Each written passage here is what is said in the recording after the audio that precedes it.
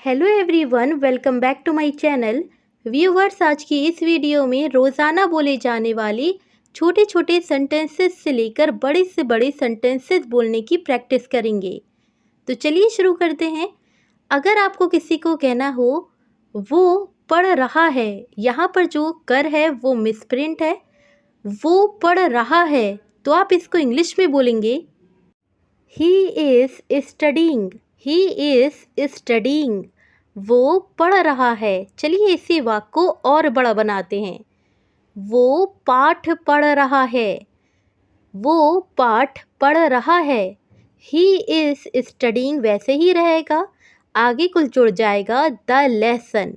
He is studying the lesson. वो पाठ पढ़ रहा है। He is studying the lesson. चलिए इसी वाक्य को और बड़ा बनाते हैं। वो अपना पाठ पढ़ रहा है। अपना जोड़ देंगे तो और बड़ा बन जाएगा।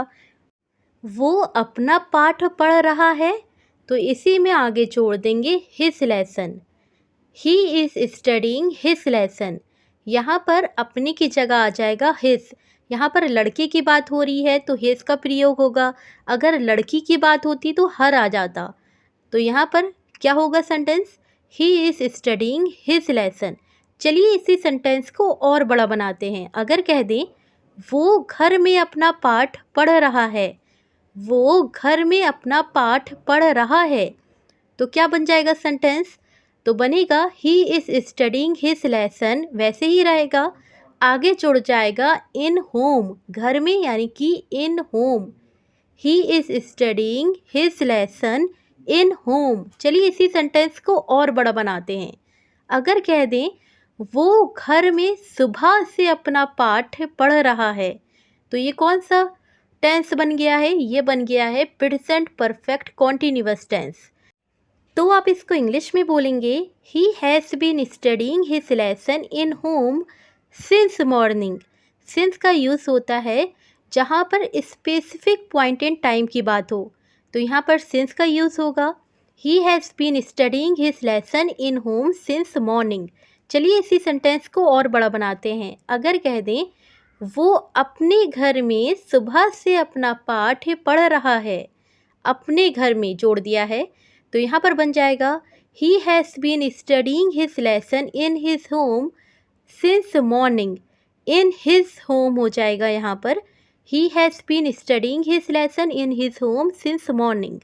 चलिए इसी सेंटेंस को और बड़ा बनाते हैं और कहते हैं वो अपने घर में सुबह से अपना पसंदीदा पाठ पढ़ रहा है। हमने इसी वाक्य में पसंदीदा ऐड कर दिया है तो ये वाक्य बन गया है वो अपने घर में सुबह से अपना पसंदीदा पाठ पढ़ रहा है। तो यहाँ पर पसंदीदा की इंग्लिश होती है फेवरेट। फेवरेट, तो इसको इंग्लिश में बोलेंगे he has been studying his favourite lesson in his home since morning. He has been studying his favorite lesson in his home since morning. चलिए इसी वाक्य को और बड़ा बनाते हैं। वो अपने घर में सुबह से अपना इंग्लिश का पसंदीदा पाठ पढ़ रहा है। इस वाक्य में मैंने जोड़ दिया है इंग्लिश का, तो इस सेंटेंस को बोलेंगे इंग्लिश में he has been studying his favourite English lesson in his home since morning. English add हो जाएगा, English lesson. He has been studying his favorite lesson in his home since morning. इसी sentence को और बड़ा बनाते हैं। अगर कह दें वो दिल्ली में अपने घर में सुबह से अपना पसंदीदा पाठ इंग्लिश का पढ़ रहा है तो आप इसको इंग्लिश में बोलेंगे He has been studying his favorite English lesson since morning at his home in Delhi.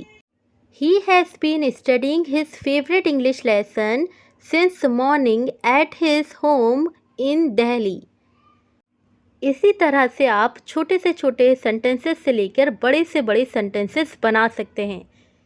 चलिए आगे चलते हैं। जैसे कि अगर आपको कहना हो वो सो रहा है, वो सो रहा है तो आप इसको इंग्लिश में बोलेंगे He has been sleeping. He has been sleeping. वो सो रहा है। अगर हम इसी वाक्य में कह दें वो नहीं सो रहा है। अगर यहाँ पर इस वाक्य में नहीं जोड़ दें तो बन जाएगा वो नहीं सो रहा है। तो आप इसको इंग्लिश में बोलेंगे he has not been sleeping. He has not been sleeping. वो नहीं सो रहा है। He is not been sleeping. वो सो रहा है।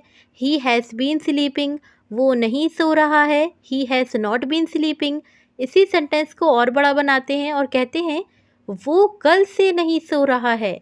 तो आप इसको इंग्लिश में बोलेंगे he has not been sleeping since yesterday. He has not been sleeping since yesterday. इसी वाक्य को और बड़ा बनाते हैं और कहते हैं वो कल रात से नहीं सो रहा है। रात से यानी कि रात जोड़ देते हैं इसी वाक्य में। वो कल रात से नहीं सो रहा है। तो आप इसको इंग्लिश में बोलेंगे he has not been sleeping since yesterday night. Yesterday night. He has not been sleeping since yesterday night. इसी तरीके से आप छोटे से छोटे सेंटेंसेस को बड़ा बना सकते हैं। चलिए आगे चलते हैं, move to the next sentence.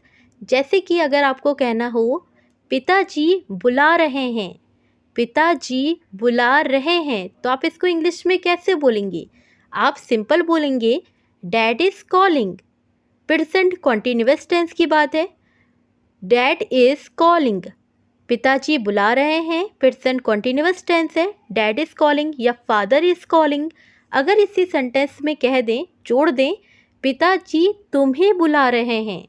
पिताजी तुम्हें बुला रहे हैं तो आप क्या बोलेंगे? आप बोलेंगे डैड इज़ कॉलिंग यू। तुम्हें की इंग्लिश होती है you. Dad is calling you या फिर फादर इज़ कॉलिंग यू। चलिए इसी वाक्य को और बड़ा बनाते हैं और कहते हैं मेरे पिताजी, आगे जोड़ देते हैं मेरे। मेरे पिताजी तुम्हें बुला रहे हैं। मेरे पिताजी तुम्हें बुला रहे हैं तो आप इसको इंग्लिश में बोलेंगे माई डैड। यहाँ पर सिंपल डैड का यूज़ कर रहे थे, लेकिन यहाँ पर मेरे पिताजी के लिए बोलेंगे my dad is calling you. My dad is calling you. इसी सेंटेंस को, इसी वाक्य को और बड़ा बनाते हैं और कहते हैं मेरे पिताजी 2 घंटे से तुम्हें बुला रहे हैं। My dad has been calling you for 2 hours। For 2 hours। For का यूज़ ड्यूरेशन ऑफ टाइम के लिए इस्तेमाल किया जाता है। तो आप इसको इंग्लिश में बोलेंगे my dad has been calling you for 2 hours। चलिए आगे चलते हैं। जैसे कि अगर आपको किसी को कहना हो मैंने याद कर लिया है। मैंने याद कर लिया है यानी कि ये सेंटेंस है प्रेजेंट परफेक्ट टेंस। मैंने याद कर लिया है तो आप इसको इंग्लिश में बोलेंगे आई have learned. I have learned. हमेशा थर्ड फॉर्म यूज़ किया जाता है प्रेजेंट परफेक्ट टेंस में। वर्ब की थर्ड फॉर्म, लर्न की थर्ड फॉर्म होती है लर्नड। I have learned. चलिए इसी सेंटेंस को और बड़ा बनाते हैं और बोलते हैं मैंने पाठ याद कर लिया है।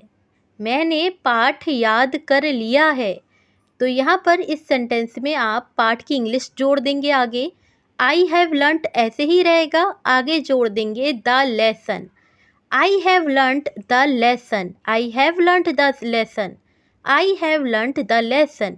चलिए इसी सेंटेंस को और बड़ा बनाते हैं और बोलते हैं मैंने अपना पाठ याद कर लिया है। मैंने अपना पाठ याद कर लिया है। अपने की इंग्लिश हो जाएगी my. I have learned my lesson. I have learned my lesson. चलिए इसी वाक्य को और बड़ा बनाते हैं और बोलते हैं मैंने स्कूल में पाठ याद कर लिया है। मैंने स्कूल में पाठ याद कर लिया है। आई have learned my lesson in school. I have learned my lesson in school. मैंने स्कूल में पाठ याद कर लिया है। आई have learned my lesson in school. इसी तरीके से आप छोटे से छोटे सेंटेंसेस को बड़ा बना सकते हैं। चलिए आगे चलते हैं, move to the next sentence. जैसे कि अगर आपको कहना हो वो चले गए हैं। वे चले गए हैं। वे चले गए हैं तो आप इसको सिंपल इंग्लिश में बोलेंगे they have gone. Present perfect tense है। वे चले गए हैं। वे चले गए हैं। They have gone. इसी सेंटेंस को और बड़ा बनाते हैं और बोलते हैं वे घर चले गए हैं। वे घर चले गए हैं, तो आप इसको इंग्लिश में बोलेंगे दे हैव गॉन। घर की इंग्लिश हो जाएगी होम, आगे जोड़ देंगे home. They have gone home. वे घर चले गए हैं। इसी वाक्य को और बड़ा बनाते हैं और बोलते हैं वे 2 घंटे पहले घर चले गए हैं। वे 2 घंटे पहले घर चले गए हैं, तो आप इसको इंग्लिश में बोलेंगे they have gone 2 hour before. They have gone 2 hours before. चलिए इसी वाक्य को और बड़ा बनाते हैं और बोलते हैं वे मेरे आने से 2 घंटे पहले घर चले गए हैं। वे मेरे आने से 2 घंटे पहले घर चले गए हैं, तो आप इसको इंग्लिश में बोलेंगे they have gone home 2 hours before I come. They have gone home 2 hours before I come. चलिए आगे चलते हैं, move to the next sentence. जैसे कि अगर आपको किसी को कहना हो तुम नहा चुके हो, तुम नहा चुके हो, तो आप इसको इंग्लिश में कैसे बोलेंगे? आप बोलेंगे यू हैव टेकन बाथ।